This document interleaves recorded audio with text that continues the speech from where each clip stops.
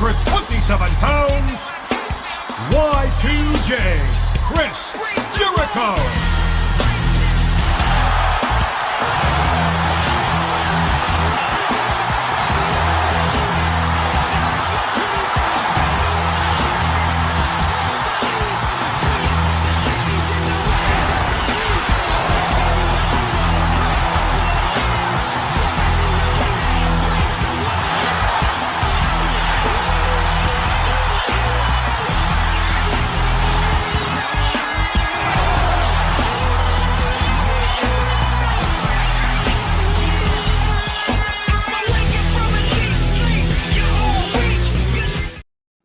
What is going on, everybody? It is Wednesday Night is Overbooked, episode number 28. And yes, the road to bad blood continues to go.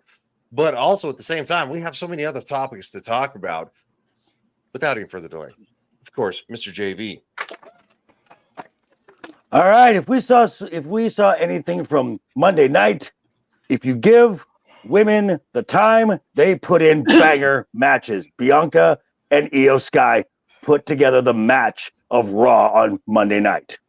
They deserve so much better than than how they're being booked right now. I agree, except not all women could do what they could do. No, true. There's a lot of dead weight in this WWE women's roster who should be like doing house shows or like in that. You know what I mean? Yes, and they're good mid card types, but they're not. You know, the reality is the number of women who could do premium level matches is less number of men because of the way it works out, and without like an intergender to help them along with some spots and all you just can't get. You know, that's the problem there, you know. So. Right. Agreed. Well, speaking of dead weight, the individual who supports Jade Cargill. Okay, that was a good one. What's going on? Work's got me out of town again, so that's why I got the custom background here. But otherwise, I'm braving it. I'm now on the East Coast time, and I don't even know how the hell I survived with the starting at 10 o'clock. Brad, I don't know how you do this, man, if it starts at 10. Yeah, I'm not a night owl like that. You live there, and you get used to it. Yeah. I guess so, man. I was like, damn, it's 10 o'clock tonight. Wow. It's like all the people who watch football at 10 a.m. on Sunday morning. I don't know how they survive that. It's right. Too early for me. Okay, you go just for example. Yes. When Elimination Chamber was live in Perth, Australia. Okay. I'm watching it at 2 a.m. in Vegas. When it started or when it ended? When it started. Oh, at 2 a.m. Okay. Yeah, okay. That's a DVR moment for me.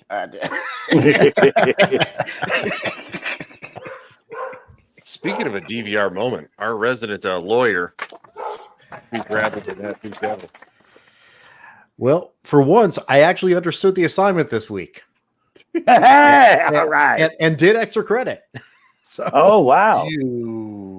I couldn't book the 5 matches. I had to book all 7 for each show. It's the only way I can make it work. Wow. Look at you. Dude, you are such a homo. I'm just kidding. I can't. That's a good student there. That's a good student there. Teacher will give you a present later. And speaking of not the teacher, he's not the judge anymore either. He's part of the panel. That would be Matt. What's up going on, Matt? Hey guys, how y'all doing today? In our post whatever world we were forced to live in with avoid the politics and enjoy the wrestling. Yes. Yeah. So we had some big news last week. Right after SmackDown went off the air, there was a rumor that a big name tag team was going to be joining the ranks of WWE. There was still rumor that they may have shown up on AEW. AEW on Wednesday had a tag team gauntlet match, which they did not appear on, which kind of led folks to saying, okay, this is where they're going. I believe it was PW Insider that initially said it right as SmackDown went off the air, and then Sean Ross Sapp from Fightful confirmed it an hour later. The Motor City, the Machine Guns are coming to the WWE. Now, if you know who these guys are, These guys are former Ring of Honor tag team champions. They are former TNA tag team champions. They both won the TNA X division tag or championship. These guys can absolutely go, and they will be making their in-ring debut on WWE October 1st when NXT debuts on the CW network. Now, I know of these guys. I've seen them work a few times. Matt, I am sure Matt, you and Ego have probably watched a lot more of Impact than I have. What can you tell us about the Guns? Well, I can tell you, Chris Sabin for sure. He's one of what you would call the legends of TNA. And aside from Samoa Joe, who's a legend everywhere he goes, that right. AJ Styles, Chris Sabin, some other guys you might have seen through the NXT crossovers lately, and Sabin for sure is. I mean, my only concern now would be the age he's coming in at, which whenever you sign an older wrestler, like say LA Knight, for example, right? You worry that they're going to have a narrow window of, like the push, and then they're going to become like, mid-card enhancement talent. You always fearful that. Sabin for sure. Alex Shelley is really good, but I mean, Sabin's a guy I'm hoping gets the. I mean, I hope they both do. But Sabin, just like when AJ Styles came up to WWE, and even though Vince wasn't AJ guy to begin with, he became big on AJ about 3 months in. Sabin's is almost that level of talent, and correct. How do they wrestle like? Who would WWE tough with WWE tap in wrestling basically? So if you remember who FTR is, they used to be what were their names? The Revival. The Revival. They're kind of like that, but a little more aerial. Okay. At least as individuals, tag team wrestling is always a complicated thing because it's who you're wrestling dictates the match and type of stuff. Right. Like they're not like stand there pound you power wrestlers. Most guys of this out of the TNA, very few guys in TNA are that type of big W prototype, Vince prototype wrestler. They're all AJ Styles is your best example of that, and Sabin for sure is right in that line. So right, good signing. Ego, what do you know about Out the Guns? So I actually wound up looking up a few of the matches, and a few things stood out to me. I mean, I honestly thought these were the guys that when they told me who the Young Bucks were, I thought they were going to be like these guys. And by that I mean I saw them wrestle the Dudley Boys. And that showed that, hey, they can go with power wrestlers. And then I saw them go against Speed Muscle, which means they've got agility. And then they had like a best of 5 series against Bear Money. I mean, I'd never seen someone do a best of 5 for a tag team going back to back with the same guys. So, I mean, that shows they've got not only a power and agility, but they've got some endurance and creativity to make the crowd want to see a best of 5 series for a tag team match. So, I mean, I'm saying that right now, Nathan Frazier and Axiom, days of being the tag team title holders are pretty much numbered by the time that they get in, if not on their way out to go to the main roster. So, I mean, I like how they wrestle. It's kind of like what they wanted to do with having wrestlers that could do different styles of wrestling, not just power moves, not just high flyers, but it can be both if need be. So I like the signing. It can be pretty interesting and entertaining to see him wrestle. So what I have heard is part of the reason that they are doing NXT first is this is the new norm. If you sign with the WWE, you're going to go through NXT for a brief stint. From what I have heard, they are not only going to be in-ring talent, but they're going to be coaches as well. Oh, okay. Yeah. So and then certainly know the business. And then once their main roster run is done, they're going to return to NXT to be a full-time coach, Nice. Good for that. Good. Yeah. Coaching staff. Yeah. Nice. I like that. That makes sense because again, especially Sabin, who's older. They're both like 41 and 42. Yeah. So they're both So they're in their tail end of their of the high end of their career, So, and plus another thing, WWE under Triple H is much more open to wrestlers doing outside work as wrestlers, so they can still, while being trainers, go wrestle in, say, indies or wherever. I don't know if you guys pay attention, but WWE wrestlers like showing up in a lot of indie federations where Vince never would let them go to do appearances. And which is a good thing, because so that guys who maybe don't have the high end contracts where they're earning $5 million a year for sitting around couldn't make that extra couple $100,000 a year on the side, because wrestling wears on your body. Some of these guys, well, you mentioned the Young Bucks before. The difference between the Young Bucks and the Hardy Boys, if the Hardy Boys had not destroyed their bodies with drugs and alcohol, True. In terms of agreed. And the damage that these guys, I don't know, Ryan, how long did you actually wrestle? It was somewhere in the neighborhood of about 2 years. I'm betting you still feel it. Oh yeah. No, it's not just that too. It's that I was in the Army before that, so I literally carried that literally carried that kind of baggage into wrestling, and it's one of those things that these are high impact on you, very very much so. Your body feels it after the fact. If you're not, you have to be physically fit on a daily basis to get the best results. And even with the best results, you're still going to get bumps and bruises. You're still going to have moments where your lower back hurts, which is one of the most common complaints. And quite frankly, these wrestlers, their spine is the first to go in every shape and form. It's always spinal injuries. It's always like leg injuries, kind of like, Triple H with, quad injury. Vince McMahon even had a dual quad injury when he tried to slide in the ring that one time at his age, and he was probably more physically fit than the majority of the people who watched.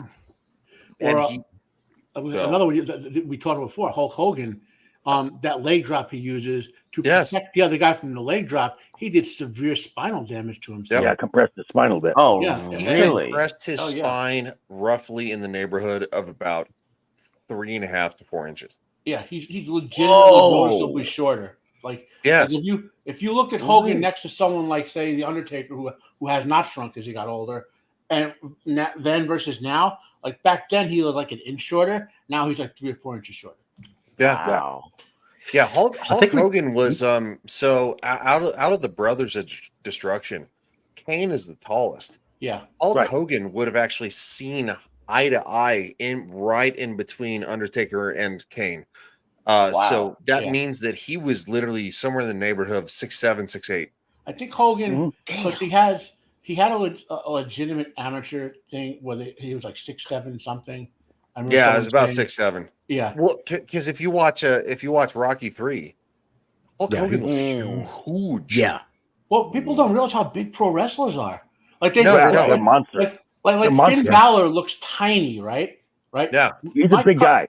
My cousin is like 6'2", and he was at a house show, and Balor was standing next to him in a selfie, and Balor towered over him. Yeah. Yeah. It's Well, a lot of people don't realize this in context.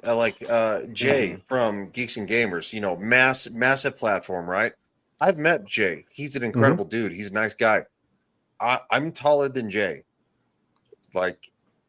So it's one of those things that you don't understand until you see it. I met Billy Gunn, and he's on the higher end of 6'5". He's 6'5", but he's on the higher end, and it was kind of like going, all right, even just like going back to like even basketball. I remember when I was a senior in college, I happened to have a chance to have lunch with the basketball team, and I have a picture of me standing next to Cherokee Parks, and I'm like 5'9". He literally looks like he's twice as tall as me.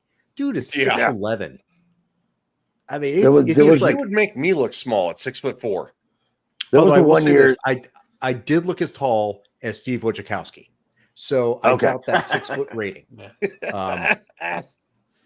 So this right here is just one of the signings the big name signings that they've got. Now we have talked about on the show numerous times about Stephanie DeBaquer from Mexico. They're still working on her work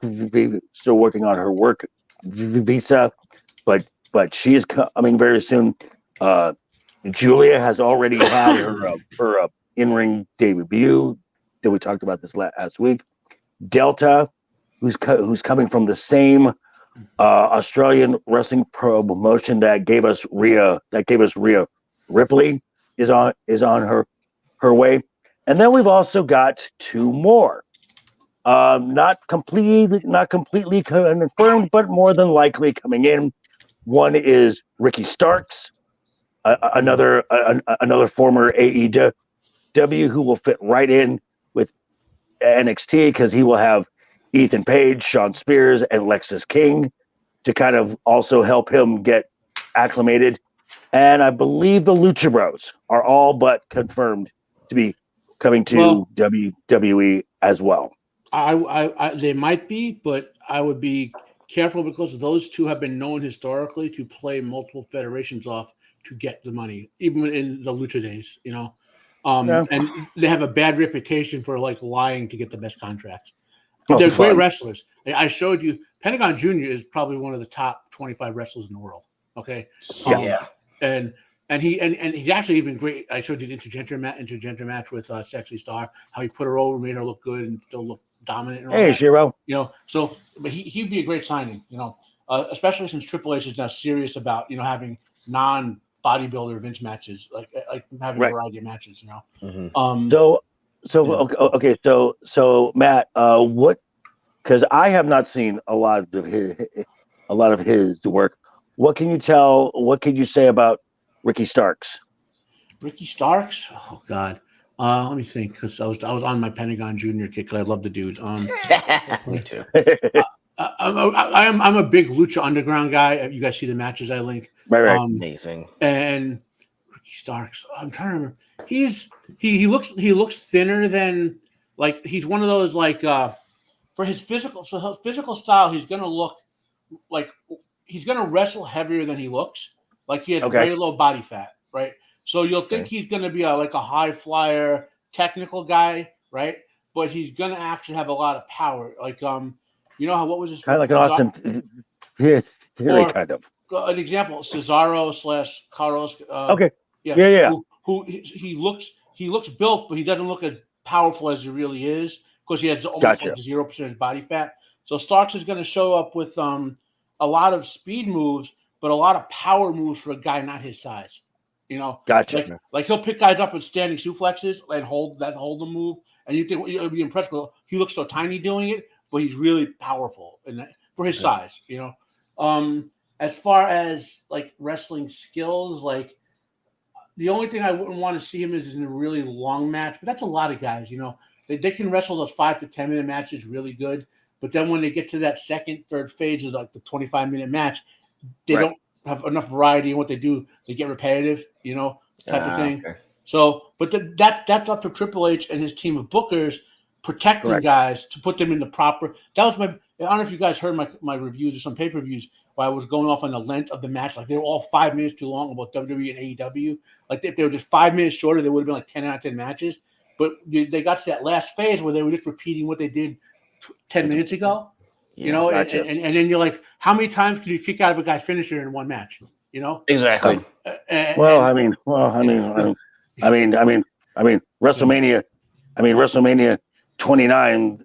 Cena and The Rock. They did it for the last 10. They did it for the last half of the match. So. Yeah. By the way, speaking of Joker, we were talking about this in the chat. Is it Austin Theory the best stunner cell in years? That overselling is ridiculous. Yeah, it's hilarious. I've been paying attention to him now in some other sell. He sells like a king. He does. I'm not going to say he's Shawn Michael or Ric Flair level of selling it, but like he deserves more time just for the fact how he sells. Yeah. So it's like, well, that's a huge thing, by the way. Selling is something that you have to do, or the story isn't believable. Yeah. And quite frankly, if you're basically a wet fish out of water, nobody's going to believe it. and you're not going to be booked in matches because, quite frankly, it's a team effort of the two wrestlers that are out there. Correct. So, of course, The Rock, Stone Cold Steve Austin, they kind of went the extra mile because they became friends. They were the two massive superstars at the time. They became friends and thought, how can we outsell each other just as a joke? And it's gone over the top, which was great for them. But when you're kind of bringing in other people, legacy characters, don't go over the top because, quite frankly, it's not your shtick. So hypothetically, I am 6'4". The Rock is billed at 6'4". I don't think he is. I think he's probably more in the neighborhood of 6'2" because they usually give you a couple inches, which no problem, Okay. nobody cares. John Cena, they said was 6'1". Yeah, dude's like 5'10". I met him. Again, love John Cena. So anyway, if Stone Cold Steve Austin gave me the stunner, I wouldn't do more than The Rock did. I would literally do the thing where like whoop, and my legs would come back over and I'd land on my face. That would be the extent of it, because that's out of respect for what had previously come before. And wrestling is very honor oriented. You respect the past and you welcome the future, and at the same time you take the shit that you get on the road, which you're going to get a lot of shit because you're green. You're the new guy. It's no different than the military. So it's. So interesting you say that, because that takes us into our next article, where God damn it! I'm just kidding. A certain Miss Jade Cargill was after Bash, she was asked during the media scrum about her time in AEW, and then she said, I don't want to talk about that anymore. But then on one of these podcasts, she decides to open up, and she's like, I am not used to this travel thing. Mm-hmm. I am used to working 1, maybe 2 days a week in AEW. This is a grind. So basically, it tells us that Tony Khan pays folks a lot of money to stay at home, where WWE, yeah, we're going to pay you a lot of the cash, but you're going to work. So especially the newer talent, you're going to go on the road. You're going to do house shows, live events. Now, the last year they cut live events down to 250 dates this year, as opposed to 300 last year, and then next year it's going to drop down to 200 total shows. Now, there are pros and cons to this. One of the pros is, for your older talent, they get some time, their body to recoup, they get some rest, and they get some time to spend with their family, which is a big thing with Paul Levesque. The cons is your newer talent doesn't quite get the reps that they need to work on new moves, to work on new promos and whatnot, to see what's going to work. So it's a give and take, and which is why I think that the going through NXT first is a very smart thing. People use. Whoa! Joe, we teleport! Oh my God! Teleport! What the freak? to get folks used to this type of a lifestyle. So, I mean, the best endorsement for NXT came from AJ Styles. I mean, who's going to argue with AJ Styles? Nobody. AJ Styles came in, what was it, 2013, 2015-ish? No, 2013, 2016. I believe 2014. It's right in that area. But he said, if I had the option, I would have spent a minimum 6 months to a year in NXT just to understand how the WWE works from a production standpoint, just from how they do things, because it's a lot different than working in the indies on TNA. It's a much different animal. And I came in and I had to sink or swim right off the bat. So pretty much your entire roster, with very few exceptions, some folks Paul Levesque inherited, but most of his roster came through NXT, the black and gold. There were two exceptions that I know of. There's Dominic, he's a nepotism hire, and then you have Jade. Dominic, being around the business his entire life, kind of already had an idea of how this thing works. Jade came in completely green, and it's showing. Yeah, completely. So I don't know what you guys think about this, but I think that the use of NXT, and now that talent is going to be required to go through NXT, I think it's only going to make the finished product that much of a more polished thing. I have a comment and a question. Okay. Can you share your superpower on how you did that? No. Went from one place to another. I have no idea how that happened. Man, instant No idea. fusion, man. Transfusion there, man. All right. Well, fair enough. No, that being said, JV is absolutely 100% right. This is what I want to see. Because quite frankly, there is an issue. I want to see NXT become the new ECW. I used to love watching the WWE ECW, which was just the pre-show to SmackDown. This needs to be a thing, because quite frankly, you're highlighting up and coming superstars who are doing the hard work. But if you also pepper in a little bit of maybe I don't know, LA Knight shows up or Cody Rhodes, and you get a fun match.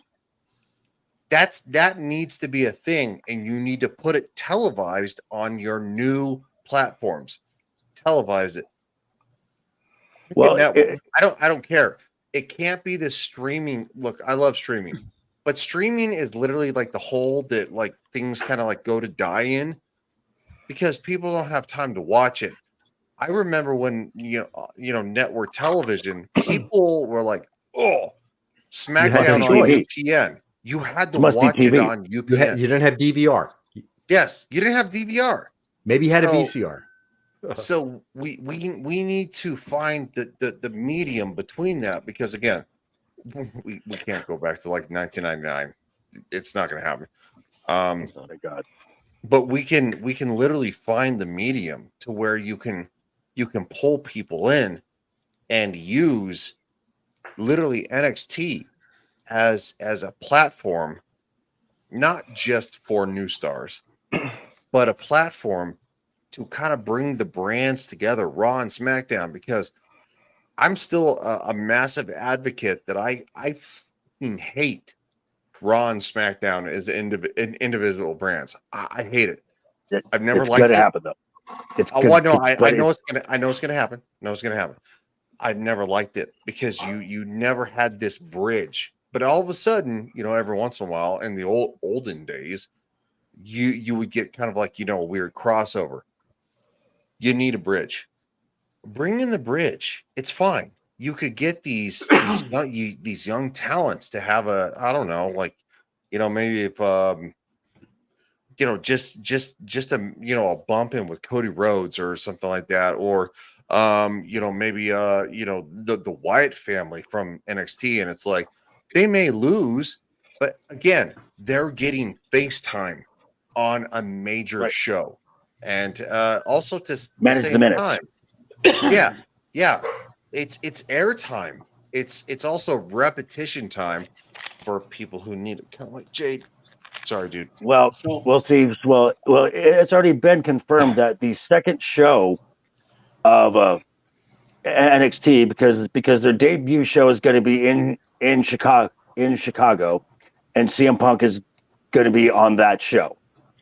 Then That sounds awesome. Now their second show is going to be in St. Louis.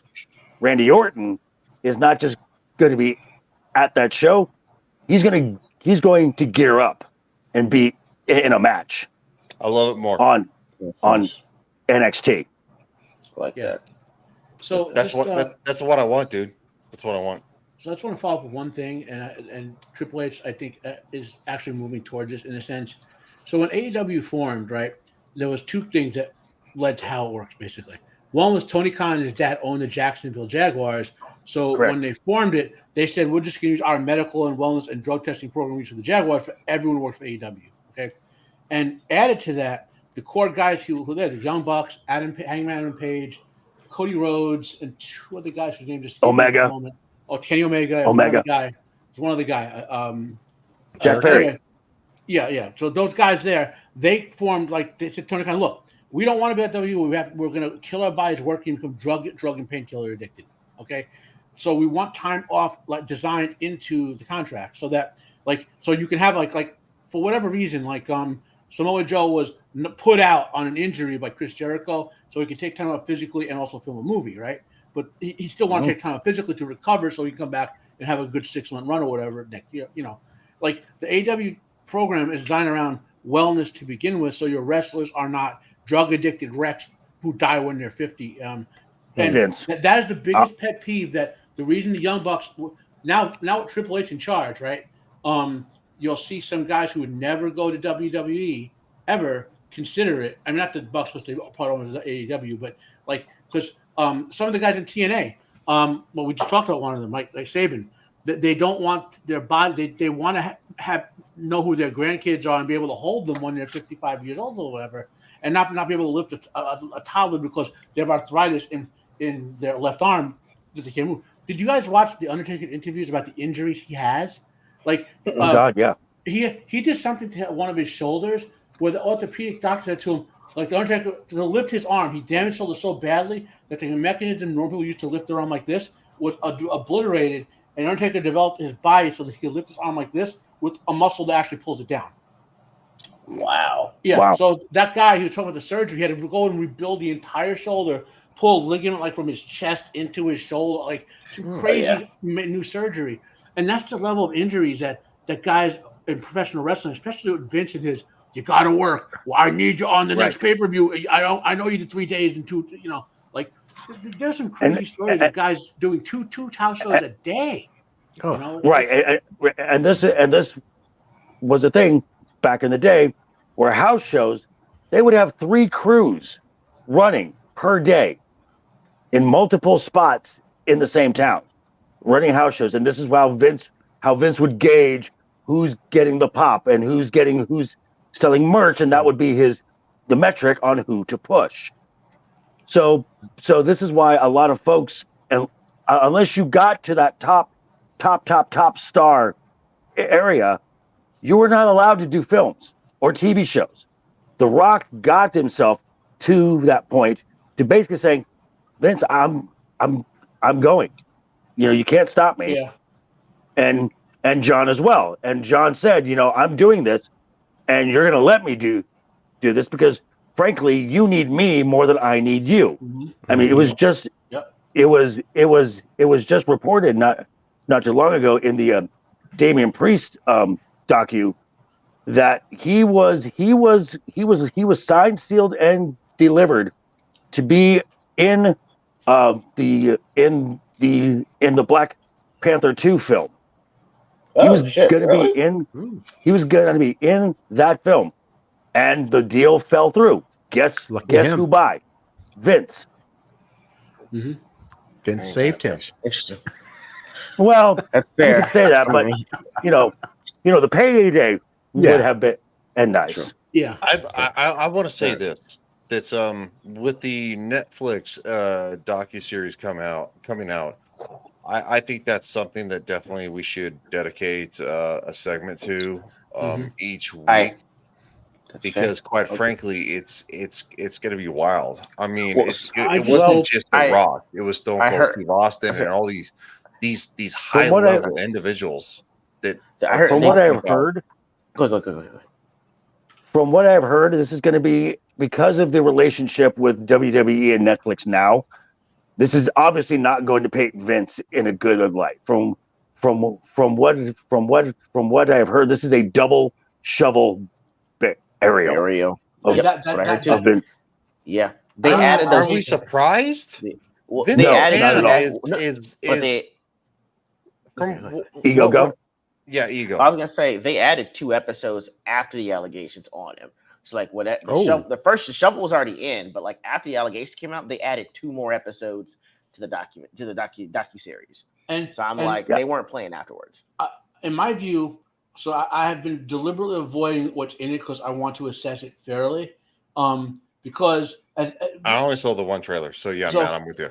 What I'm saying here is this, like to be clear, like if Vince McMahon really did the things he's accused of, he deserves to be sued and whatever, right? Okay, but that does not take away from the fact that Vince McMahon transformed professional wrestling into a product. Like if we're having this show today without Vince McMahon doing what he did, we're talking about like YouTube matches, right? Correct. There's no all this TV contract and none of that exists without Vince. You know? We wouldn't be talking about YouTube matches. We would be talking about the fact that they're carny matches. That's what it started as. Yeah, and quite frankly, we wouldn't actually be talking about that because, look, I'm not a huge fan of Vince McMahon, JV. I know that you disdain him probably the most out of all of us, and I absolutely understand that.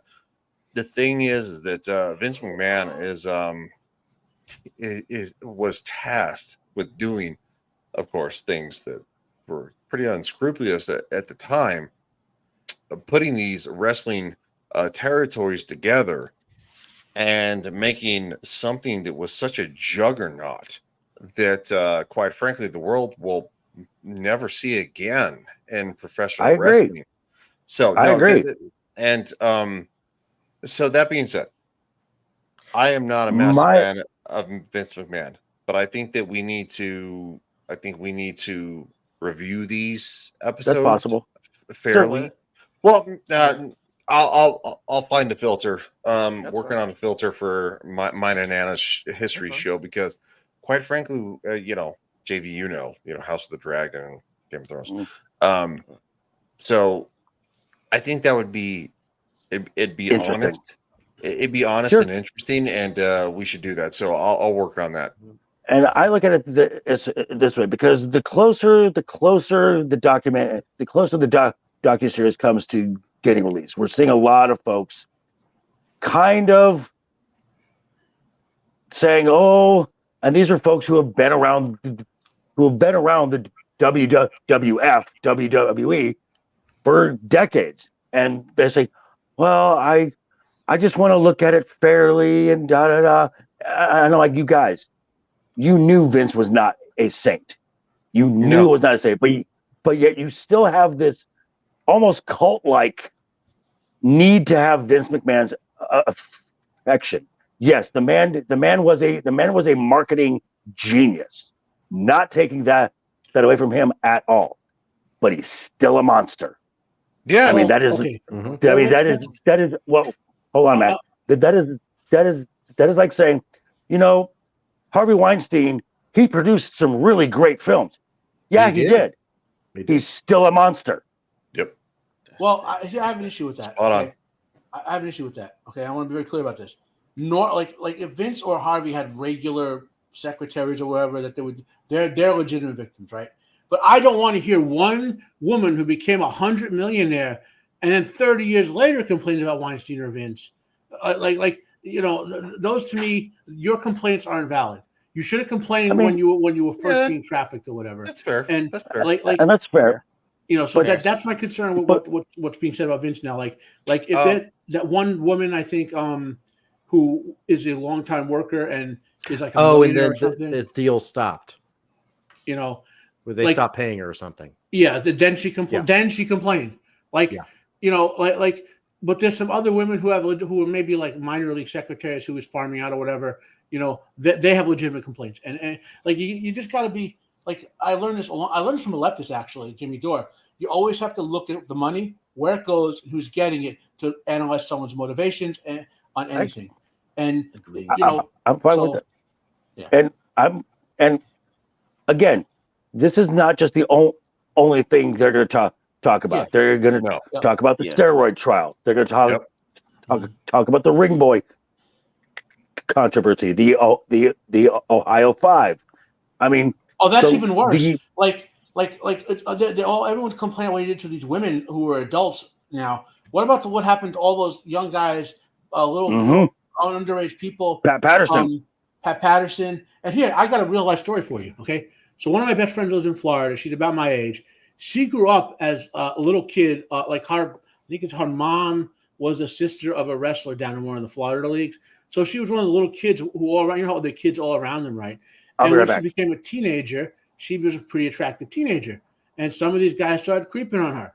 And some of the other wrestlers who were protective of her almost murdered someone to protect her, And then they kept her away from – that's when she separated herself from the business because she was a teenage girl and, right?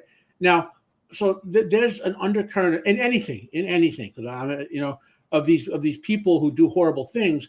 But why don't we only hear about certain horrible things when certain political movements think that they're worth being punished for? Like all those little boys and young teenage guys and even young adult men that were manipulated by Pat Patterson and all that, like that, no one cared about that besides those who were victims of it. You know what I mean? Yeah. That's my frustration with that sort of thing. I agree that Vince is a shitty human being in a sense that, he needs to be dealt with. But I just want balance in the view and analyze the money, Well, I think there is and this is the last statement on this, unless anybody really wants to grind into this. No, I would not till we see the show. Until the show actually comes out. I think we need to reserve ourselves because again, as somebody who was actually in the business, you would see people who would get enveloped by their character. They would become that character, or a lot of times that who they were, they would take that who they were and make a character and turn it up like 11, and that's kind of what The Rock did, and it's so anyway, but yes, that is going to be coming out. We're definitely going to cover that because I mean, shit, how the fuck do we not? So at this point, we're all kind of speculating and stuff like that. So maybe we're not going to beat a dead horse at this point. Drops next week. Yeah, drops next week. Next week. Wow, it isn't it? Actually, next Wednesday. And next Wednesday. It's weird, isn't it? So and another thing that I've been seeing, and I'll end it. I'll end this with this, and I've been seeing a lot of folks who would apologize for Vince or whatever, but I've also been seeing some folks saying enough time has passed.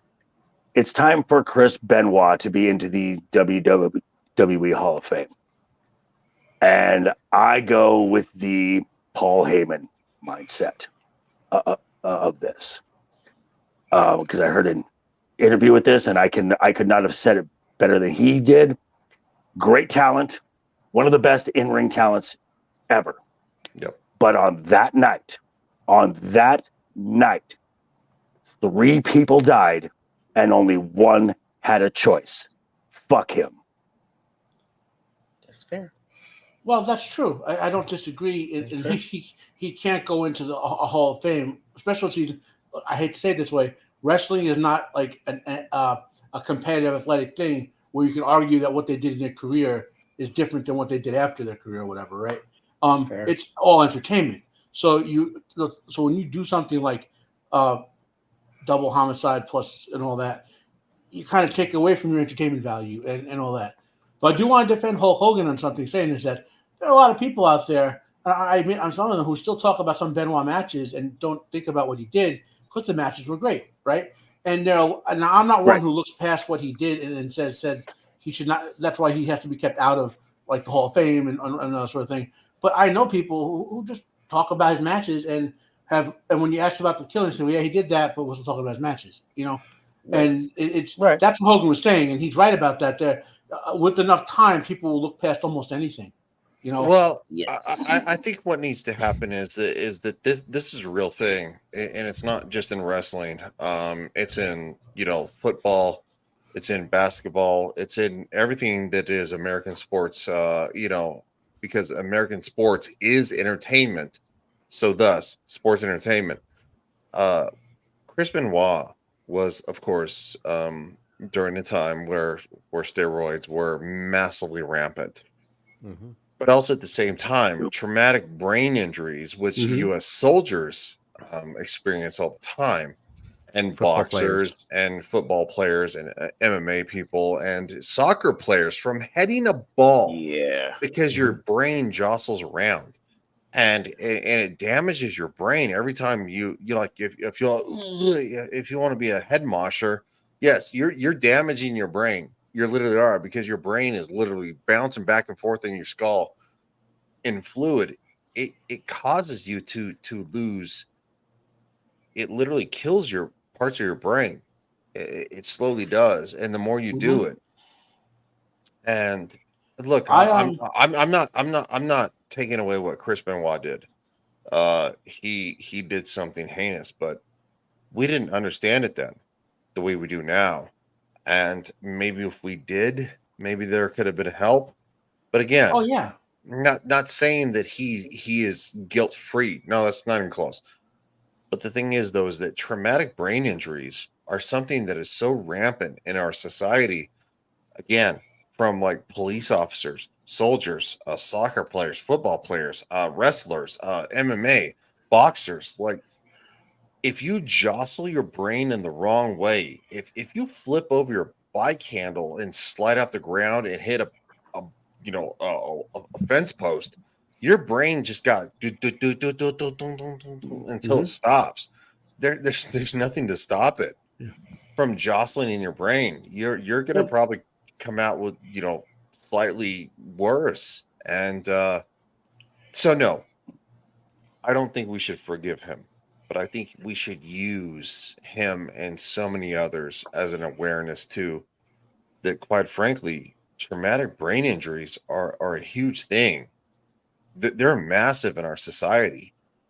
I mean, Tua may have to retire after everything has happened. That's happening right now. Well, even going back to the Benoit thing, people forget. Like, his wife was woman. Nancy's woman. She's one of the legendary female valet managers of that era. Like the number one is Miss Elizabeth, and after her it's Missy Hyatt and a woman. And and she's because of what happened to her, now she can't be in the WWE Hall of Fame. No. So it's like that's another sort of victim of his crime in a sense. Her legacy. Nancy's worked with Kevin Sullivan, for example, if I remember the time correctly. Like, she did great work as a manager. Ric Flair, and so again, that's why Benoit. We can go back and watch his matches and respect the in-ring work. Oh yeah, right. But that's the limit of it, And I want to say one final thing on this. We were just talking about the wellness programs of WWE and AEW. If these programs had existed in full, say back from starting in 1990, Brian Pillman would still be alive. Everyone who died in Benoit would probably still be alive. Eddie Guerrero would be alive. Eddie Guerrero would be alive. Probably would. Who else? Sonny would probably not be in jail. The amount of drugs he got addicted to. Yeah. There's a ton, and they're just off China. the top of my head. China. China. There was just no. I mean, again, this is a negative of Vince, of course. Even though there was a positive sense that he did start testing for steroids before even a lot of pro leagues did, I mean, these are probably things that are not necessarily 100% Vince's fault. Maybe did he have somewhere in the neighborhood of like 15%? Yeah. But that's the thing. Like, I mean, look at Jeff Hardy. He was on the track record for literally following up Chris Benoit. Oh yeah, yep. And it's well, there are some people who go through events like there was a transition of wrestling from being that local, house show indie thing, VHS tapes, to a big business, and Vince and Ted Turner are the ones who transitioned it basically financially, and but a lot of things came to light in terms of like that didn't translate well from the way not that it was good that they were local. I thought my friend, for example, my circumstance that was bad locally, but it came to light in the scrutiny of being in a big corporation, and it had to be processed out and gotten rid of, right? And so if it wasn't Vince, if it could have been some guy named Sam Jones Sr. or whatever, like someone was going to be that transitional dude, and it was Vince and his vision that got it where it was, and there were negatives both that he was involved with and not involved with, So this is like a historic. What's Megadeth's line? Hindsight is always 20/20. Looking back is still a bit fuzzy. In the song "Sweating Bullets," we could always judge the past, but sometimes you look at it with that fuzzy vision and don't look at things in context. Right. All right. Do you guys mind? Do you guys mind if I give my the NXT take real quick? Go for it, please. I know you guys spoke a lot about the importance of NXT in terms of what they're able to do, booking more shows, getting people in there, people from TNA actually wanting to be a part of WWE through NXT. But I'm gonna take it from the standpoint of Jade Cargill. Can you guys full screen me for just like 10 seconds, please? Oh, geez. Here we go. Here we go. Jade Cargill, I love you, but stop it. Stop it. Okay? I'm going to use two examples, okay? One's personal to me, and the other's professional, which is personal to her. Personal to me, all right? My NXT moment was before I actually got my doctorate. I had to spend a year in Colorado where I didn't know anyone. I spent 380 days in a town that I knew nothing about. All I did was gym, workout, go to work, and study for the boards that I had to do. What was this Colorado town, real quick? Fort Collins. It's where Colorado State is, like near the Wyoming border. So I was there for over a year. I didn't make any friends, didn't go on any dates. All I did was work out, study for boards, do the resi. That was it.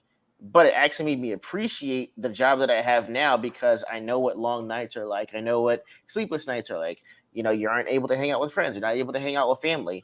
But the life you have now was done in that time frame before you got what you needed to get. And so it irritates the hell out of me that Jade is actually complaining about the grind of being a professional entertainer. You get to go to different locations across the world to entertain men, women, and children that some may live at or below the poverty line. Others, this is their only form of entertainment. And you just have to show up and wrestle, and that's it. And you're actually complaining about the grind, okay? The next comparison I'm making is personal to her, and I get it from an example from Burn Notice. I don't know if y'all ever watched Burn Notice. Yeah, I remember that show. Yeah. All right. Remember when Michael Weston's mom was describing her sons, and she said you can drop two glasses on the ground. One of them can completely fucking shatter, and it's no good. The other, it's broken, but it's a weapon. Remember that example? Yeah. She was saying her son Michael is the weapon. Her son's broken. I'm going to compare Jade as the broken glass right now to someone that actually is a 1-to-1 comparison to her, and I swear to God it is Bianca Belair. She's the weapon. How do I fucking know? Because she actually joined NXT in 2016 on a whim because her CrossFit career fell through. Who do you think mentored her? Mark Henry, who actually reached out to her via Instagram and said, yo, you should try out. After 2 tryouts, she got into NXT. The 4 years that she was there, you know who she wrestled in that time frame? We're looking at Kairi Sane, Dakota Kai, Shayna Baszler, Rhea Ripley, and Charlotte fucking Flair in 4 years. That's how she can do an Iron Man match in the Royal Rumble. That's how she's able to do that hell of a match she did on Monday. That's how she can actually have the trust of other wrestlers because they've seen her work and her progression over 4 years to go from a CrossFitter to a bona fide superstar. And you're fucking complaining about it. And then you want to throw her to the goddamn bus. Be like, oh, I was talking to Bianca about it and she agrees with me. Shut the fuck up. This isn't a Kamala and Tim Waltz type of deal. You have to stand on your own in this interview. If you want to go up there and start talking, you got to stand by everything you say. I'm just, as much as I love her, I don't like people that want to throw other people under the bus that have done the same thing and gone harder at what they do and enjoy their craft and are reaping the benefits of it. You're here with me. You didn't have to go half through what she had to go through, and you're complaining twice as much. I would demote the fuck out of her and send her to NXT just for saying that. Sorry, in my rant. Did anyone else have on their bingo card this year Left Eye breaks up with Jade Cargill? Well, No, I did not. I think Left Eye is tied up in a closet and this is Right Eye Ego talking. Oh, this is Right Eye Humble. Oh no. That's Let right. Left Eye out of the He's closet, not damn you. traveling. It's like, Jade, let you should our actually mirror people your go. camera. No, dude, Mirror your it's, camera when you do No, this. I think and not to say anything, but I think this is just something that just doing this show that Ego is kind of learning about a little more of this intricacy of this performance art that is professional wrestling. That it's a lot more than just what you see on the TV. There's a lot behind it. I mean, I know that there's opportunity to get better, but if you don't get the benefit of the grind like everybody else, especially people that have to come from indies and bust their ass for $50 a match, to now getting paid millions and just being humble and grateful about it. Yeah, you might have complaints, but you can say something like, "Hey, yo, you know what? It sucks that we gotta turn around. We gotta be in either Saudi Arabia or San Francisco, but I wouldn't trade it for anything. Like this is what we do. Like this is in my blood." I think you say that. A dream. Huh? Okay, okay. I read the interview. I didn't see her say it. It is interesting you say that because I have heard stories of folks back in the indies, like Jake the Snake. He would talk about this all the time. He would do a live event, and then he would have to go to a house show. Now that house show paid him just enough for gas and a hotel to get to the next house show. I mean, you're literally living stop to stop to stop to stop. Oh God, there are wrestlers who you can issues with where they have to sell their own merch to make a living at house shows. Mm-hmm. Like Yes. they wrestle, they're at a table saying, "Want to buy one of my T-shirts for $5?" You know, like, and that's part of the business. And it's fine. I mean, all Jay should have said was it's more of a grind and moved on. Like I think she said Right. too much. You know, not the way you want to use. You haven't been in this a full year yet. Jesus. well, not even that. Like what is she getting paid? Like a couple $1 million a year or whatever. Like somewhere around there. like, And you're like the if best. someone like Rosemary in TNA, who I think probably makes between TNA's contract, her indie work, her Merc, maybe pulls $200 a year in, and like that might be someone who has a legitimate complaint about a work schedule, right? Because the amount of money you get for the work you do, you know, like I don't want to hear. I hate to say this because I respect them a lot, but I don't want to hear an NFL player making $30 million a year or whatever complain, "Oh my God, I have to practice twice a day now or whatever compared to college." You know, How I mean, old is Jade Cargill? 34. Jade Cargill is 31. 31? Oh, damn, that's even worse. Come on now. I thought she was That's 34. informing me a little bit right there as well. Millennial. Yeah, Not a millennial. She's No, Gen millennial, Z. That's Gen Z. I thought Yeah. 96 She's is when 30 fucking retarded. That's what Yeah. she I thought Gen Z was 96. She's right there at Gen Z now. Yeah, She's right around there. she's right on Gen That Z. does not Gen help. Z is- Wow, that makes it worse. Yeah. All I mean, it's that right. attitude. But you know what does work? And part of as Ego said, some of the best things that you can do as a professional WWE wrestler is entertain fans around the world. Last year, it was in Perth, Australia. This year, who knows where it's going to be, but we're going to book the 2025 Elimination Chamber and 5 matches for nights 1 and night 2 of WrestleMania. So it's going to work the same way. I'll start, and then we'll just go Ryan, Ego, Brad, Matt, or the other way. There we go. That's how that works. Hey, there we go. The new graphic. Right. If you have the pen. Hey, Joker. So yes, sir. So we're just getting each it. I know the only one that matters is the one at the end because that's going to be the winner of Elimination Correct. Chamber. But it doesn't matter otherwise as to who comes in first or anything because I didn't do it that way. Nope. So it's just Doesn't matter. participants. The last person's the winner. Okay. just read your six Correct. and see who wins. That's all. Yep. Okay. Gotcha. Yeah. So that's the last reveal. so That's the last six- reveal. So 6 names. The last name you reveal is the one who wins. Okay. So I'm going to start first. And who they challenge, by the way. We're doing who they challenge and all that. No. Correct. Correct. What? and they challenged. Oh, the, you mean in WrestleMania? Yeah. Right. Oh, gotcha. Okay.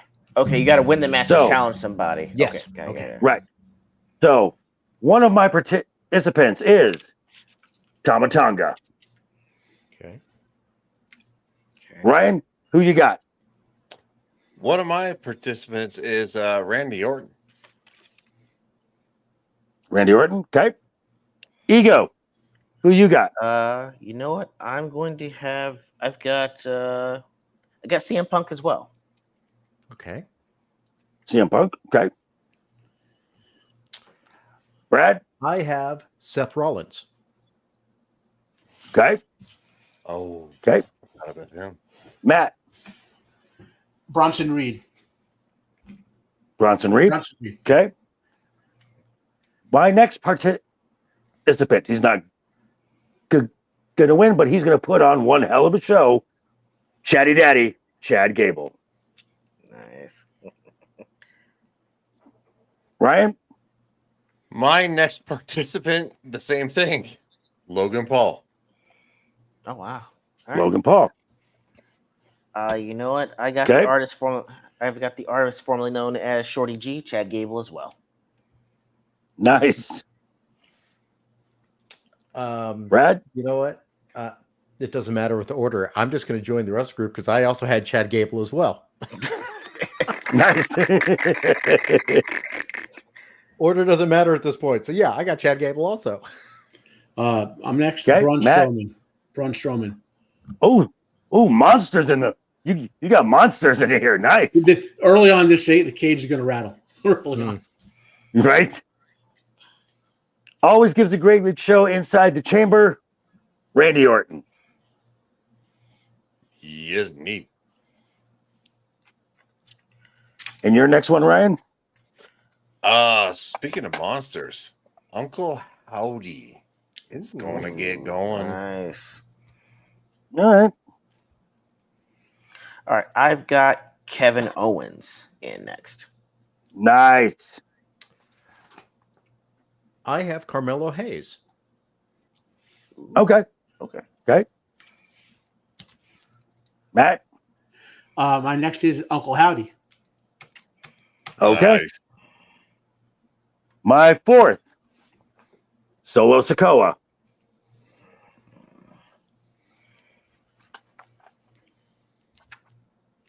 Ryan, your fourth. My fourth is the fun Drew McIntyre anti CM Punk. Hmm. All right, Ego. You know what? I've got Randy Orton in next. Okay. Brad? I'm doing a very different elimination chamber. I have Ilya Dragunov. Okay. All Okay. right. It's definitely different. Matt? The phenomenal very AJ different. Styles. Phenomenal AJ Styles. Brad, I'm thinking along your lines as well. I also have Ilya Dragunov. Oh, but there's an asterisk next to his name. That'll come into play in just a second. Ryan, who's your number four? I mean, your number five. My Your number five sorry. is for one last time, for all one last times, John Cena. Nice. You know what? I've got Uncle Howdy. Okay, as your number five. Okay. Number Brad? 5, yeah. Andrade. Nice. You got some spots in here. My number 5 is Jacob Fatu. Oh, yeah, you got monsters. And there's a plan of working when you hear my number 6. There's a plan. There's of so many Jesus monsters. Christ. Okay, so my last one, Seth freaking Rollins, also has an asterisk. My Elimination Chamber, the men's match is early on in the show. It's down to Ilya and Seth. They both hit across body. They fall down on their backs. An arm lays across each other's chest. Ref counts 1, 2, 3. They both covered each other at the same time. At the end of the show, right before the final match, Triple H says, They are both the winners of the Elimination Chamber. Thus, the World Heavyweight Championship will be a triple threat. Oh, we are thinking something similar there, Joker, but different but similar. Okay, Ryan, your final Elimination Chamber men's participant and winner. Well, he's not going to be the winner, in my opinion. No, I kid. Yes, I actually think that he will be the winner. It is who I alluded to earlier. It's Drew McIntyre, because quite frankly, you've already okay. So then, who is your sixth? Because you've already mentioned him once. You've already mentioned him once. I did. Yeah. Mm-hmm. Drew, I did that twice. Don't worry about it. I did that twice. Oh my God, there's two Drews. That's how it happened.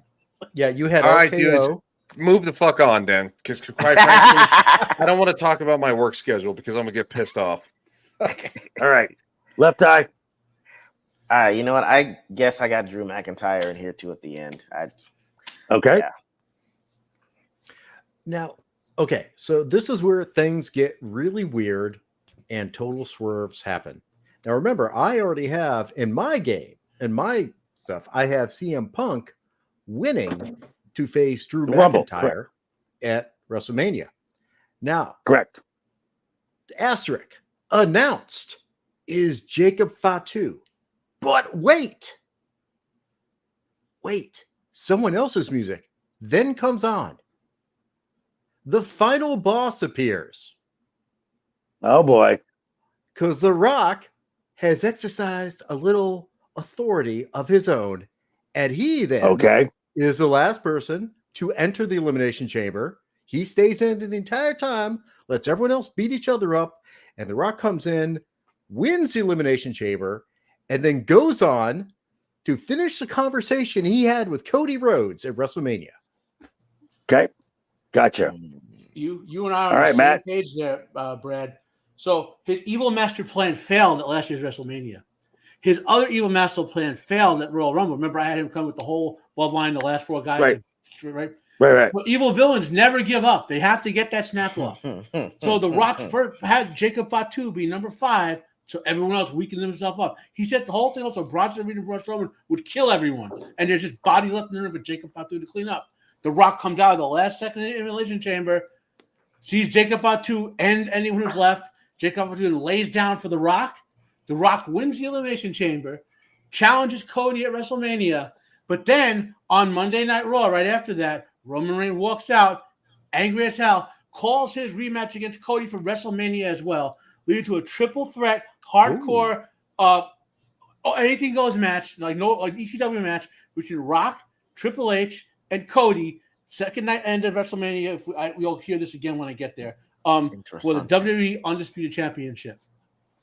Gotcha. Okay. I likes it a lot. Now we're going to the women. The same match. Same match. Same things. Your first 5, not gonna win. Your final will be your winner. One of my participants is Jade Cargill. And she's gonna get eliminated real fast. Fair. Ryan, are you there?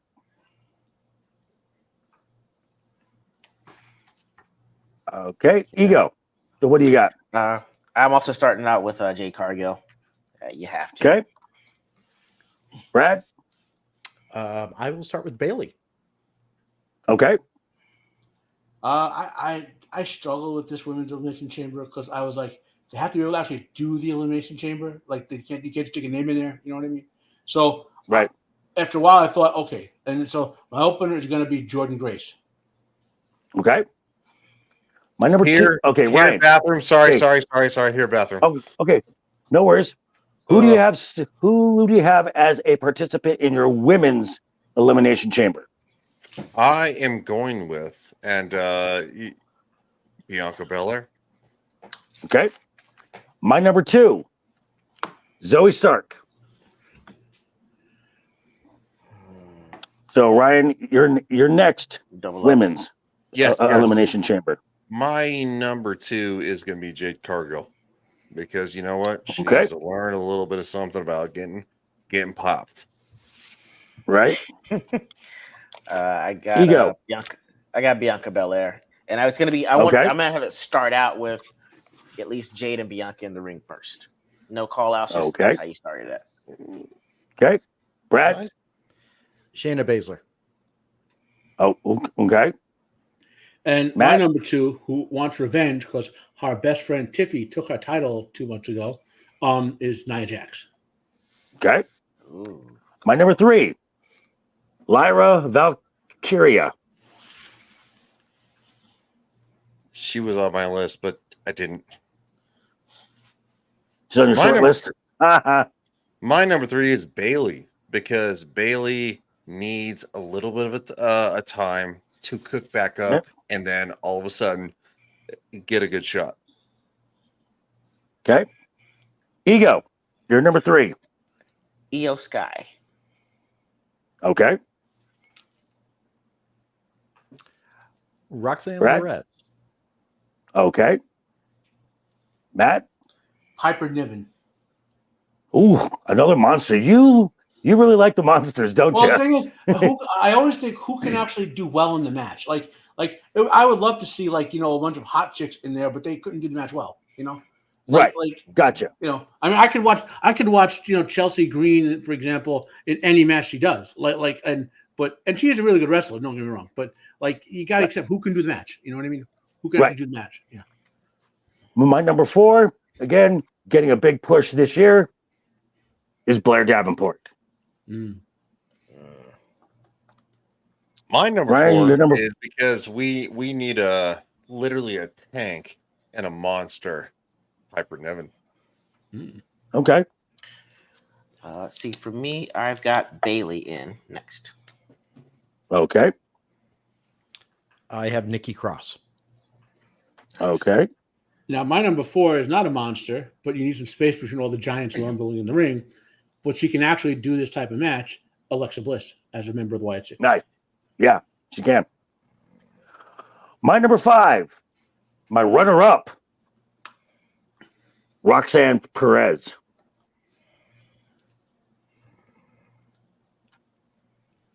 Ryan? My winner is You're number 5. You're number 5. Yeah, sorry. Rhea Ripley. Okay. For me, number 5 I've got is going to be Nia Jax. Okay. Number 5, not a monster, Candice LeRae. Definitely not a monster. my number 5, even though she's trapped in the pure fruity collective, there, Zoe Stark. Okay. My 6th, and the winner of the 2025 Elimination Chamber to challenge Tiffany Stratton at WrestleMania, is Charlotte Flair.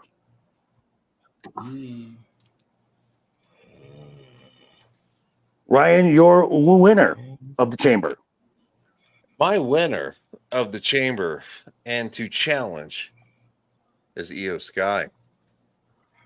Challenge who? It's going to be, what the fuck did you? Tiffany Stratton. The reason I picked this is because Charlotte Flair is going to win the Royal Rumble, in my opinion, and fall short. Big pop, small undertone. Okay. Ego, who you got? So my 6th entrant and the winner to challenge Tiffany Stratton at WrestleMania Night 1 is Becky Lynch. Okay. Interesting. Brad? My 6. Now, mind you, I already have Charlotte winning the Royal Rumble and challenging Tiffany Stratton. So someone cannot stand that Charlotte is back in the WWE and she's not there. Becky Lynch returns and wins the Elimination Chamber to challenge my women's world champion on Raw, Rhea Ripley. Oh, so we're going to run it back from last year. So you're going to run last year back again. Yeah. Yep. All right. Okay, so my winner, because remember, in my Royal Rumble, Roxanne Perez won and challenged Tiffany for that title at Mania. Correct. It's going to be Charlotte Flair who challenges Rhea Ripley. So we're going to run that back a third time. I'm not gonna lie. I have that too. I have it too. It's trilogy. I could watch those two wrestle though like 10 times. Like so, so it's like some people are just really entertaining in the ring. Yeah. Okay. Dude, we're not talking about how many times you touch your penis. So now we are talking. So we're talking now. Night 1 WrestleMania. You're only responsible for 5 matches. All right. I will start off. And thanks to Bianca Belair at the Rumble, throwing away the women's tag team championships, we have instituted the tournaments to culminate at WrestleMania to crown women's mid-tier championships. Oh, okay. All right. On night 1, we will crown a women's intercontinental champion. As I said in my Rumble, some of these eliminations are very specific. For the women's intercontinental champion, we will have Roxanne Perez versus Liv Morgan. I could watch that match a dozen times and never get tired of it. The winner and inaugural women's intercontinental champion, Roxanne Perez. Do we have to announce winner? I mean, you could. Yeah. Okay.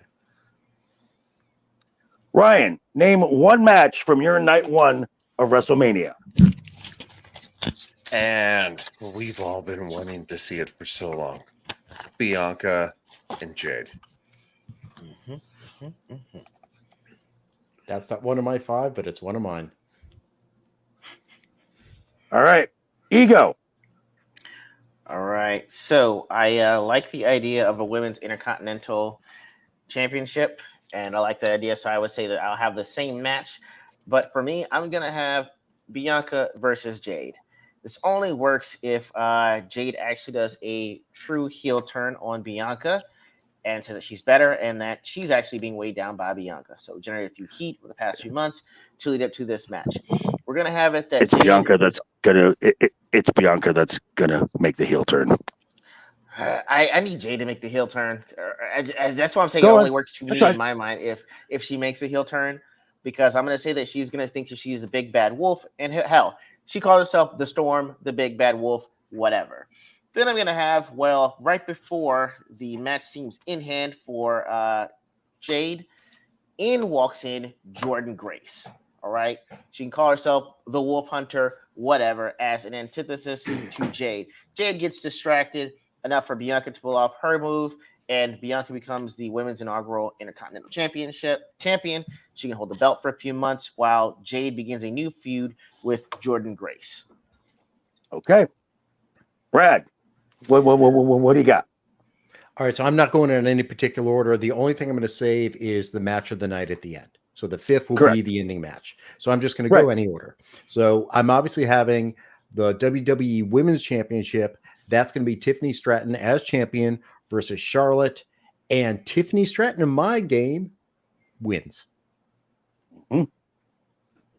Matt, you're up. My opening match for WrestleMania to set the tone is the final run of 2 guys who put on back at Wrestle Kingdom 10, the greatest match of all time. It's Shinsuke Nakamura and AJ Styles with a banger to open it, doing their final run with that level of performance, but bookending essentially their WWE career. Gotcha. I like it. One of my matches. WrestleMania is about moments, and one moment we've all want to have happen is for Sheamus to finally win the Intercontinental Championship, become a Grand Slam champion. So, for the Intercontinental Championship, Sheamus will challenge Braun Breaker and lose. Braun Breaker retains the Intercontinental Champion. Ryan? All right.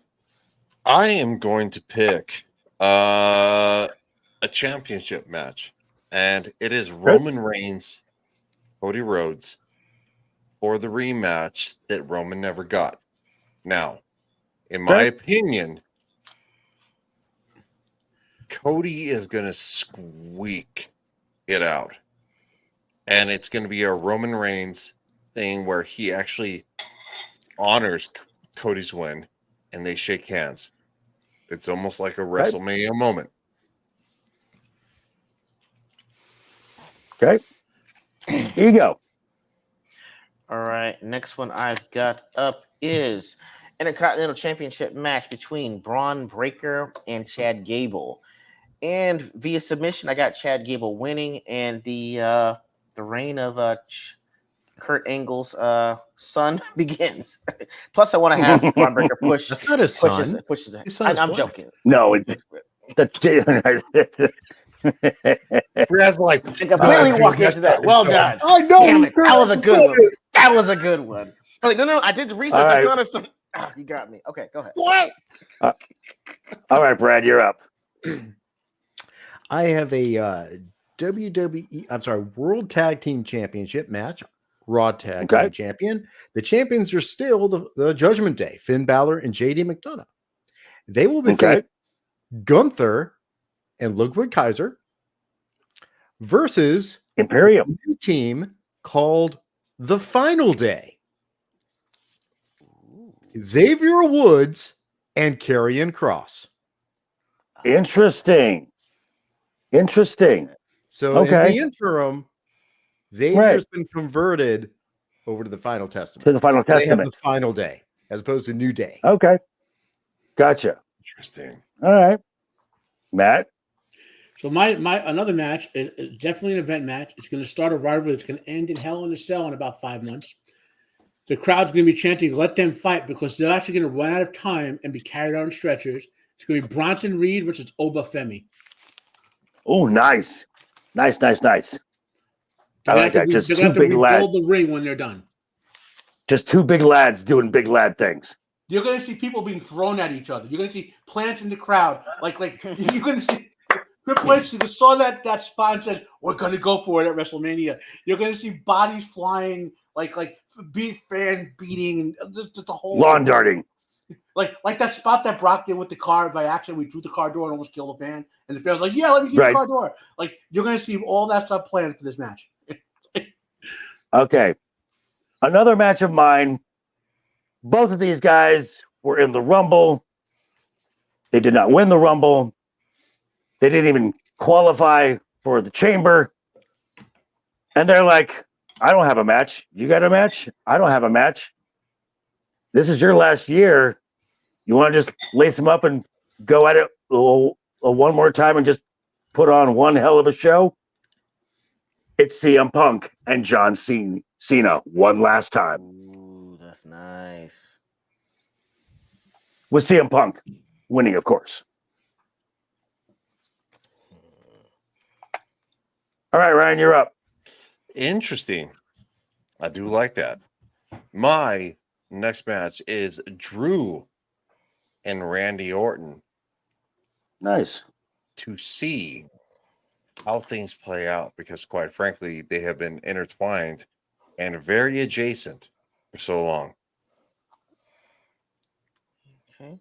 Gotcha. All right, for me, I have got a tag team title match, and despite them just signing with WWE, I already got the Motor City Machine Guns against the Bloodline for the tag team titles. That could happen.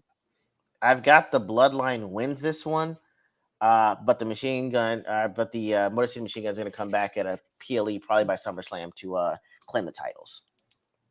Gotcha. Okay. Okay, that actually kind of ties into my next match. In my world, the Bloodline is no longer champions. Actually, the Street Profits have won the champions, and they faced off in an earlier match against DIY. But this is the battle of the final battle of the Bloodline for the Ulafala. Roman Reigns, Jey Uso, Jimmy Uso, triple threat match, Solo Sikoa, Jacob Fatu, and Tama Tonga. Damn, son.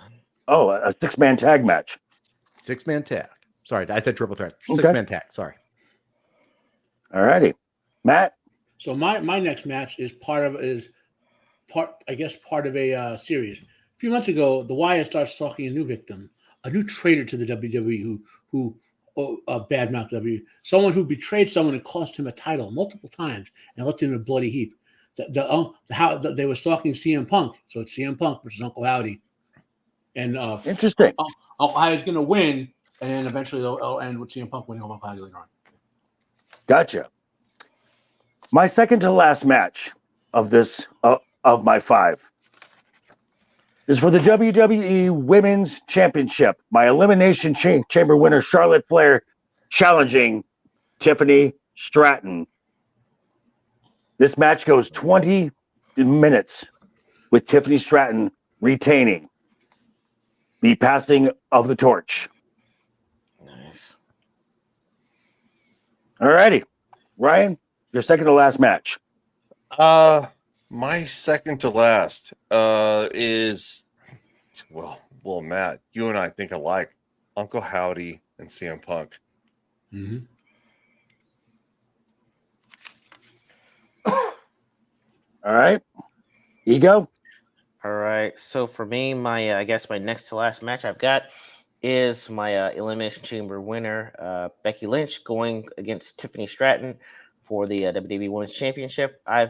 She's not gonna. It's hard to say like Becky Lynch puts her over. I just got Tiffany Stratton winning this one. I don't know if she could put her over, but I think it is the changing of a guard in that respect that Tiffany Stratton wins. So a repeat. So a repeat of their feud from NXT. I like it. Yeah.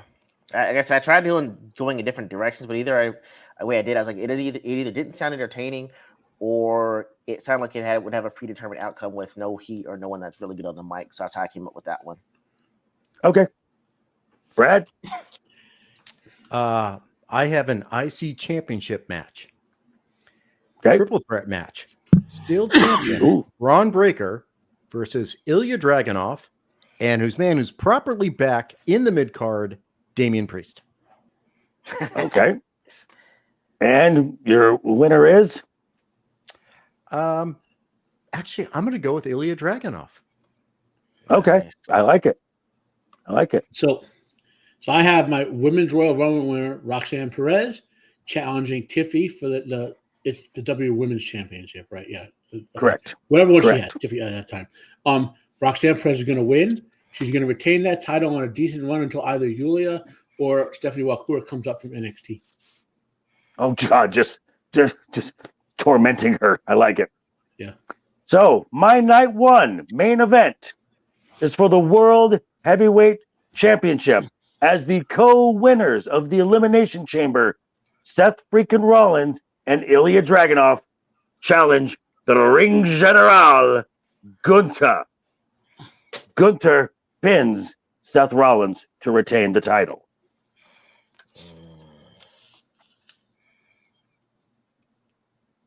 Ryan, your main event for night 1. My night 1 main event is Bayley and Becky Lynch, because quite frankly, Bayley needs a boost, and Becky is going to go on her farewell tour. This is it for Becky, in my opinion. And Bayley, who she has fought beside and literally worked beside, it makes sense. Bayley wins. Okay. All right. So for me, for my main event, I've got the the battle for the chiefdom. I've got Rock v. Roman on this one to settle who is the tribal leader. And actually, I'm not just making it any match. I'm making it a I acknowledge you match. Winner has to be acknowledged. Oh, so kind of like an I quit match, but just an I acknowledge you match. I like it. Yes. I like it. Yeah. Okay. I got The Rock finally acknowledging Roman Reigns, and it's done. Mm-hmm. I like it. That's retarded, dude. He already acknowledged Roman. Nah, I was like, nah, man. Yeah, he did. It was on Okay. SmackDown. All right, shut up. It was in a SmackDown. segment. I don't know. I need a whole match. Not on the biggest stage in the world. Yeah, I need. He Yes, acknowledged I need heel the Roman, biggest not stage. face Roman. Right. I need face Roman. Acknowledge me as the face. What are you doing? All right, Brad. All right. Well, obviously, this is the match that's set up in my Royal Rumble, my world now. Drew McIntyre has defeated Gunther. And even though the basically blood feud ended at Bad Blood, CM Punk still wants that damn belt. He still wants his WrestleMania moment. So, after so many years, CM Punk versus champion Drew McIntyre for the World Heavyweight Championship, and CM Punk gets his WrestleMania moment. Nice. It won't be long. Nice. It won't be a long reign, but he does win the belt. Okay. So my headlining match for the first night is my men's Royal Rumble winner, Braun Breaker, challenging Gunther for the WWE Heavyweight title. Gunther's going to win it because this is going to be Braun is not ready to face someone like Gunther. He has all the physical, but he's still young and experienced. You're going to play up that Gunther wins. You know, Braun's physically superior because he has that experience, the ring general, you know, and they're going to look at each other like predators after the match is over, kind of nod their heads at one another like you're up and coming, and that's how it's going to end with them staring off, but then Braun backing out of the ring like a bear ready to fight again when he wants to fight, you know? I like it. All right. Night 2. One of my matches. We introduced the women's inaugural Intercontinental Championship the night before. We're doing the same for the Women's United States Championship. Again, I had a specific elimination mentioned, going to lead to something else. So my Women's United States Championship title match is Naomi versus Blair Davenport. Nice. With Naomi, the veteran presence, being the inaugural champion. Nice. Ryan, one of your matches for night 2. I have a quick question because I didn't do it in this order. Do they actually have women's intercontinental and the U.S. championships? No, if he had Okay, Not so yet. you're all right. He's introducing him. Yeah. Okay, fair enough. So no, I understood night 1 and night 2, but I wouldn't realize we were doing it in that order. But yes, I will say this: due to certain things, I think that Nia and Charlotte Flair are going to clash because we need a clash of the Titans.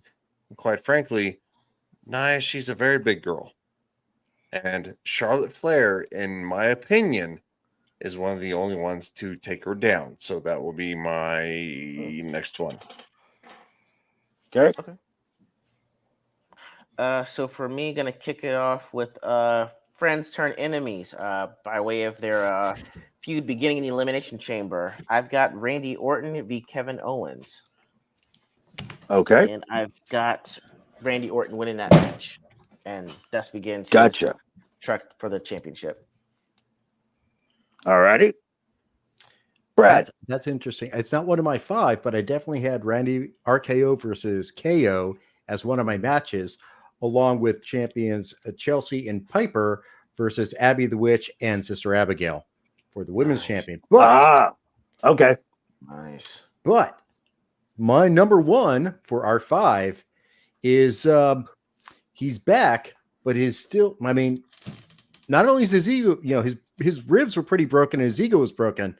So Seth Rollins is back to gain some redemption against Bronson Reed. Ooh, okay. Okay. All right.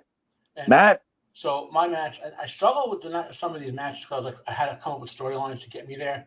So this might not be the greatest storyline, but so the Judgment Day, when they're finally done with this stupid feud that they're in right now, is going to go more darker with a supernatural tinge and start going after failures, right?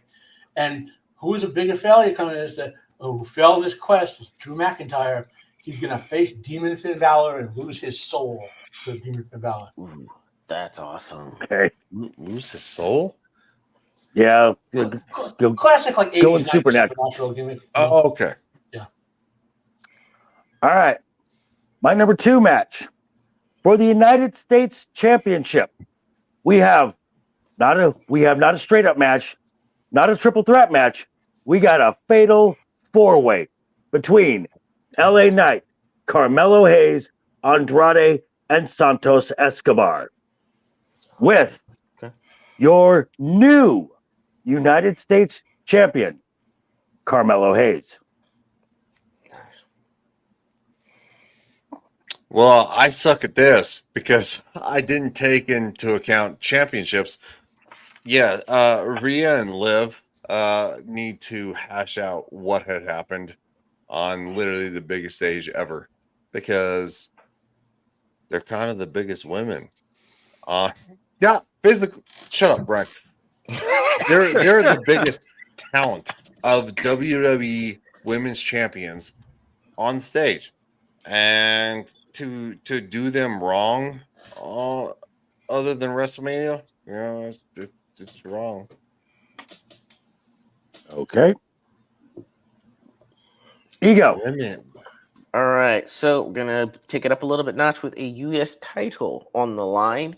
LA Knight versus Jey Uso, and the new champion Jey Uso comes in victorious, takes the belt, and encourages the audience to yeet with him with the belt.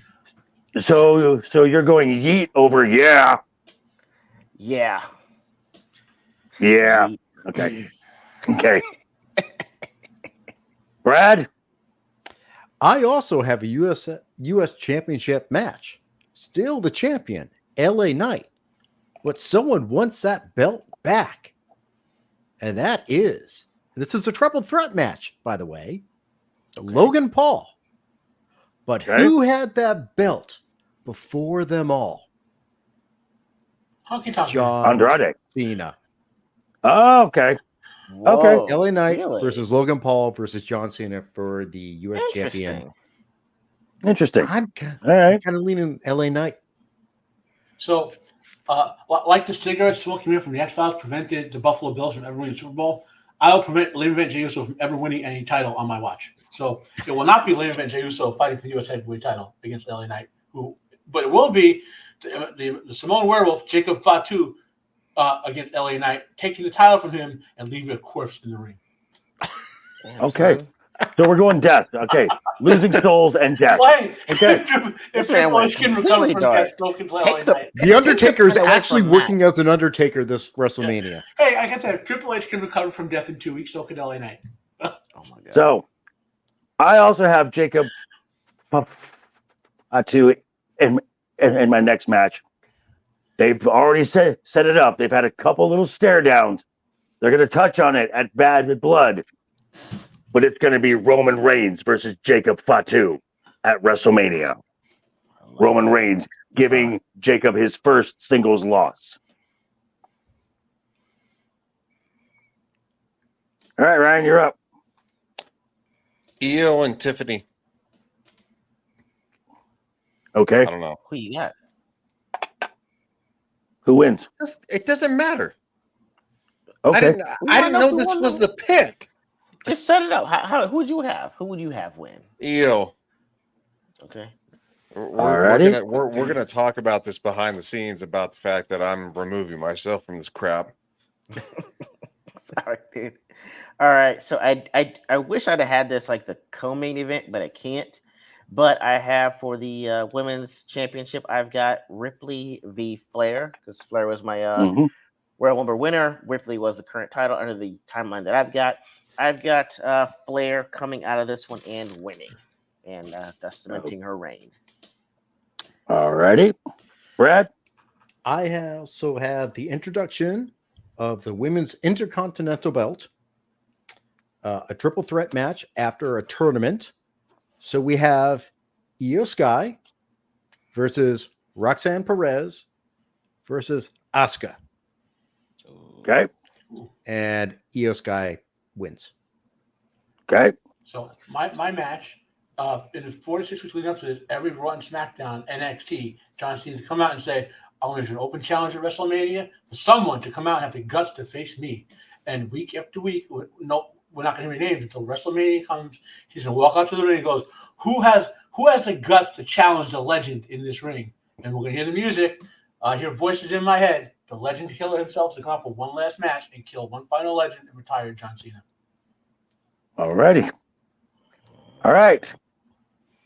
For the Women's World Championship, my Royal Rumble winner, Io Sky, challenging Rhea Ripley, with Io Sky becoming a Women's Grand Slam champion, defeating Rhea Ripley at WrestleMania.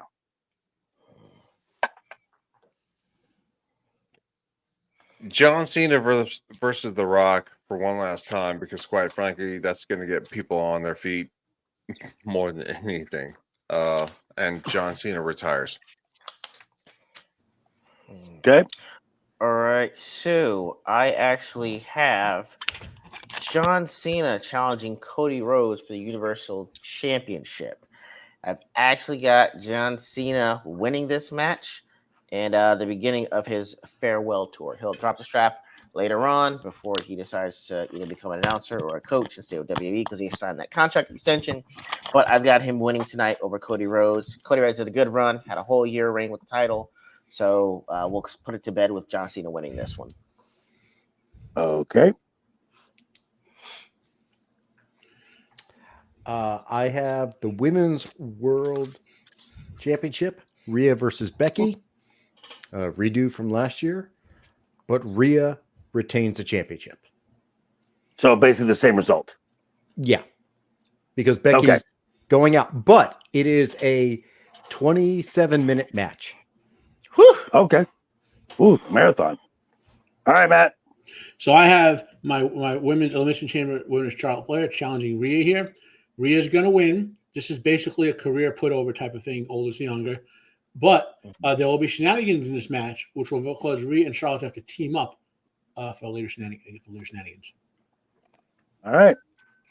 My main event, my Royal Rumble winner, the final boss, The Rock, will challenge Cody Rhodes, culminating that Monday after Mania moment with Cody Rhodes retaining, setting up Roman and Rock for WrestleMania 42. Oh, nice. That's a good Ryan, one. your main event. I already said it. Okay. Ego, Wait. what do you got? I already said The Rock and Yeah, your main Cena. event. Is that your main event? yes. Cena. Okay.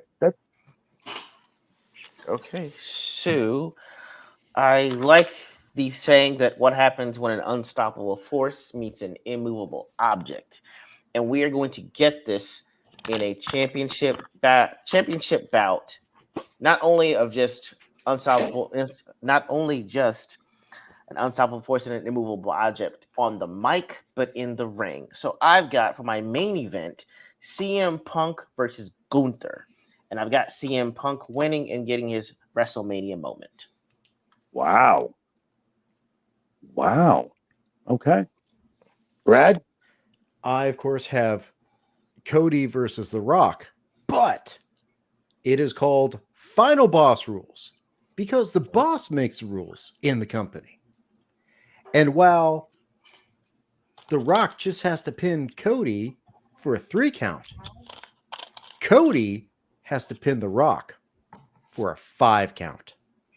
Damn, Wow. son. I like that. 5 crossroads then. All right.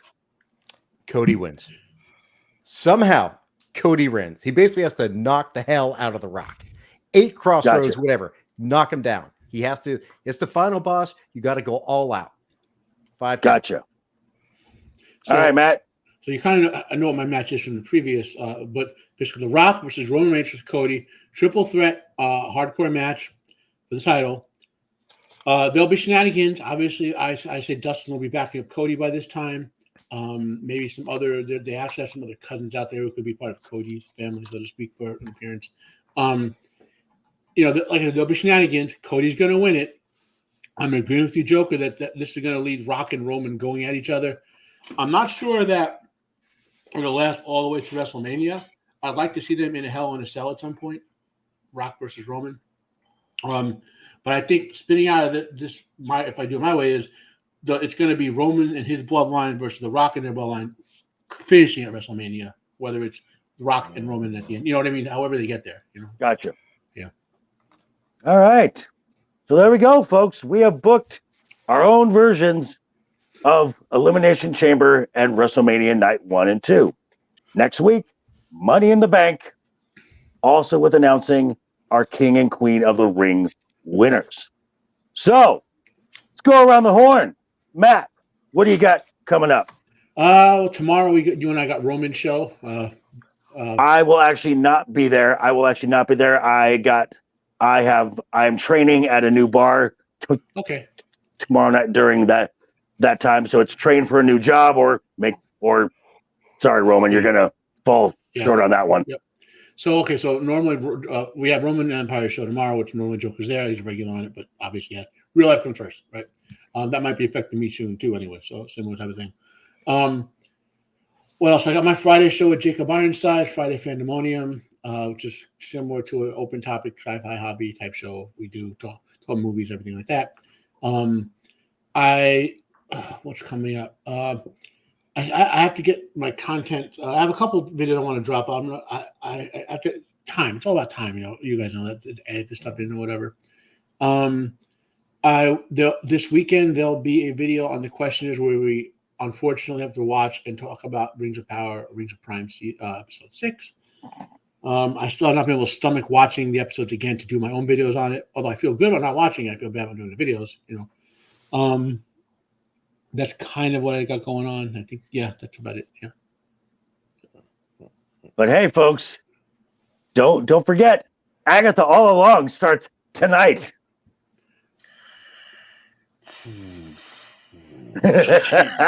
Brad, what do you got, buddy?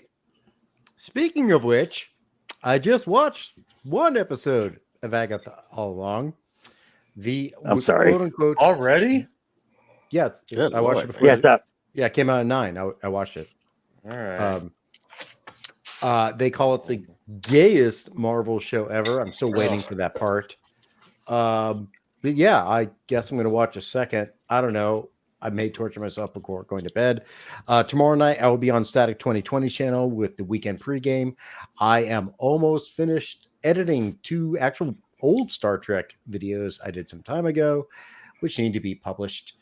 And hopefully I'll get to do a very short review of the first 2 episodes of Agatha this weekend, because it doesn't deserve more than that. All right, Ego. Yeah, guys, I am so sorry. I said I was going to have one of my controversial videos up this week, but I did not know work was going to send me to Florida. So I was going to take some time editing and setting that up, as well as another one of our true crime podcasts that I did with my buddy Dogulus in Philly. Hopefully I'll have those up as soon as I can. I don't get back to Texas until Saturday, so it might be a while for the next Eagle upload. Just stay patient, and thanks for waiting. I have a question. Did you say Tree Florida? Did I say Tree Florida? Tree I Florida? Did you? Maybe, bro. I am tired as hell. This 1 hour difference is kicking my ass, dude. That is traffic. No. Never mind. I feel you. Never mind. What do you got, Ryan? Well, quite frankly, nothing until Monday. Yes, Anna and I do a history stream, so that's the only stream planned. Quite frankly, so yeah, it's a long work week. Okay. But yeah, that being said, so sub to all these dudes. Seriously. Yes. I will not be doing, like I said, I will not be with Roman tomorrow night because real life comes into play. And as far as my regular content goes, I do not have a computer as of right now. So any editing and whatnot is out the window. So until I get my new computer, I'll be doing little shorts kind of after Raws or NXT or SmackDowns, quick little minute recap kind of stuff. But hey, until then, guys, be here next week for booking Money in the Bank and King and Queen of the Ring. Until next week, folks, have a great week. If you smell. No. Shit. Keep talking, keep that smile on your face, and toodles. If you smell kick. The following contest is scheduled for one fall. On the way to the ring, from Miami, Florida, weighing 275 pounds,